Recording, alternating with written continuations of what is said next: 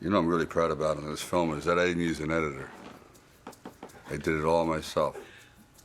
I was going to hire a guy named Sean Albertson, but I just heard so many bad things about him. So I decided to get this moviola and go in my garage and do it myself.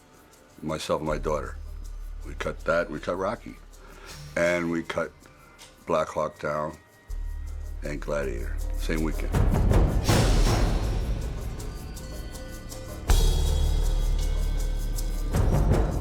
I was the editor on Rocky Balboa, and that was the first time I worked with Sly. He came very well recommended. I thought, oh, okay, how important can an editor be? Well, he did a fantastic job. We got along very well and hit it off creatively. Sean cut the fight while I was still at the fight. I sent him back the footage the first day and the second day, and he came back with a rough choreography that we ended up using 80% of a year later, which is astounding. Because usually in the Rocky fights, you throw everything away and start from punch one. And came out with a movie that we were all very proud of. So needless to say, I was looking forward to working with him on this. We didn't have as much time editing this film as we did on Rocky. We didn't have that luxury.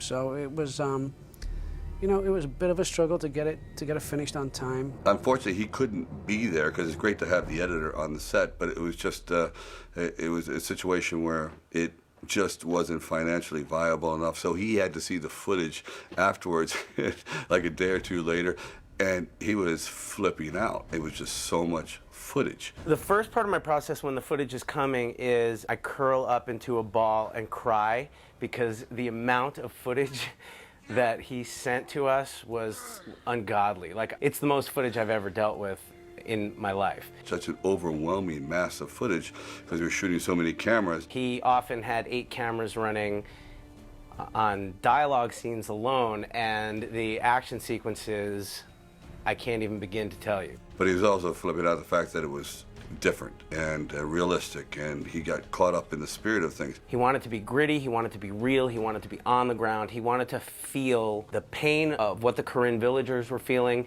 He wanted it to feel like Rambo's point of view, like this story is almost being told through Rambo's eyes, and that's the way he went about directing it, and that was his editorial directive.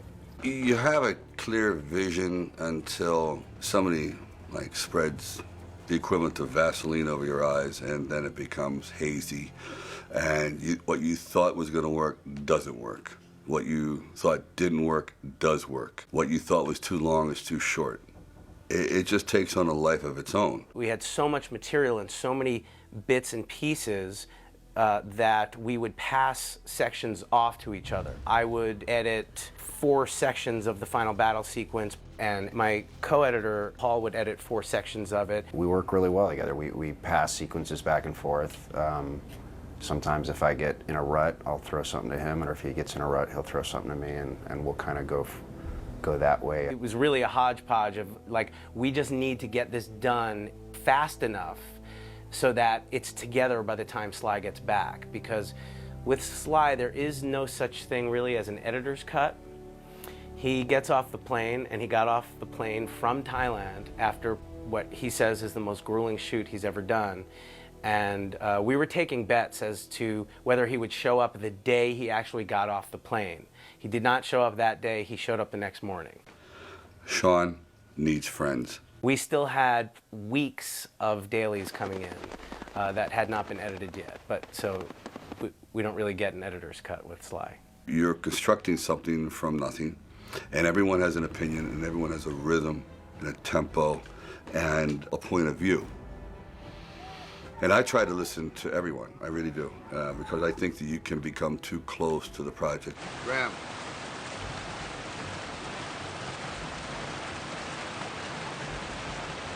Cut. The way Sly works, he'll have ideas and thoughts, and most of the time he's sitting in with Sean working on stuff, and then Sean will be working on stuff, and so if Sly's just sitting there, he can get up and walk right down the hall and come and sit with me and work on whatever sequence I happen to be working on at the time. You take everything in and then talk to Sean, talk to Paul and a few other people, then you have to, in the end, be able to live with yourself. So you do a cut, that you think is something you can be prideful about years from now, and then you see it 6 months later and you hate yourself. You go, why didn't I listen to the other guy?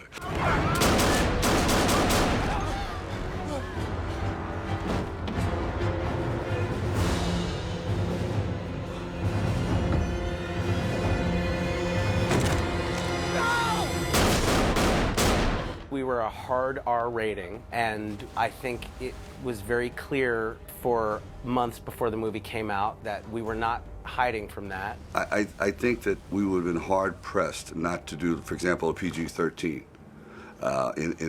if we were financed by a studio all the way. We had things in there that we were sure we would have to come back and pull out. Thankfully, Avi Lerner gave me the green light and said, be truthful, do what you have to do. Lionsgate came on board, John Feldheimer, and I appreciate that. So what you see here is a true depiction of Civil War as it's happening. Actually, we submitted a cut to the MPAA that we assumed was going to get an NC-17 due to violence. They came back with an R rating.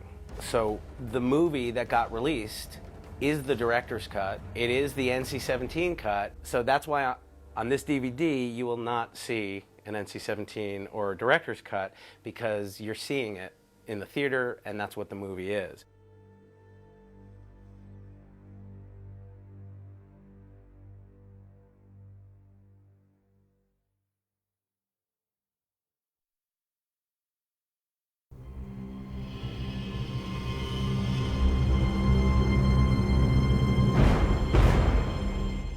I definitely feel like the final sound mix is my last chance to at least have my handprints on it at all, to make the film what I believe Sly wants it to be, to make sure it is lifted beyond what we handed the sound guys, and that the sound work makes what we've done even better. When you're going in as a company and wanting to prove yourself, everybody has to step up. And well, here we were coming in, taking over for someone who had done several Sly films, and we had a lot to prove. Yeah. And so it was very daunting for us on many levels. He's a very emotional, intuitive director.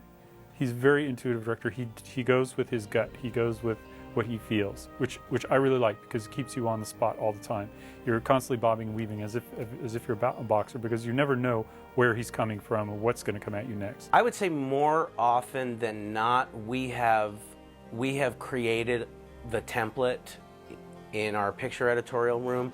We all do sound and music work in our picture department. Our second assistant editor, Nona Kodai, is a brilliant sound editor, and did some beautiful sound design. I think our thing was we wanted to be as good as the picture was. Yeah. And as good as Sean made it and Sly shot it, I think we just wanted to make the sound on par with everything else. Yeah, on par with everything else. Sly and Kevin, the producer, talked a lot about trying to make it gritty and real feeling. I mean, I've never been in a battlefield situation, so I don't know what that is, but it's the sort of thing where when you work on a film, you know it when you get there.